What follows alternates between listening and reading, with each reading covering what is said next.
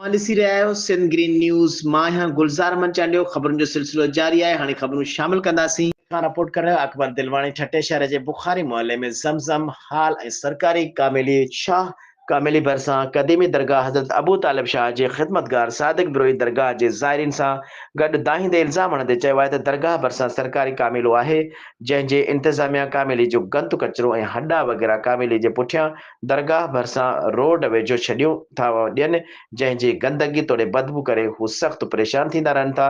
वेतर गंदगी ऐं चोपाए माल जा हॾा छॾण करे रोलू कुतनि जो आज़ार वधी वञण करे रोलू कुता रोज़ाना माण्हुनि ते हमला करे उन्हनि खे ज़ख़्मी कनि था, जंहिं करे उतां जा रहवासी सख़्तु अज़ाब वारी ज़िंदगी गुज़ारण ते मजबूर बणियल आहिनि। सादिक विरोही चयो त कासाब कामिलो वारो इंतिज़ामिया खे बार बार शिकायतूं करण बावजूदि हू हिन तरफ़ ध्यानु ॾियण लाइ तयारु न आहिनि। हुन चयो त हाणे दरगाह जो सालियानो मेलो शुरू थियण करे ज़ाइरीन जी आमद जो सिलसिलो जारी थी वियो आहे, जंहिं करे ज़ाइरीन खे रोलू कुतनि जे ॾहण जो ख़दशो बरक़रार आहे।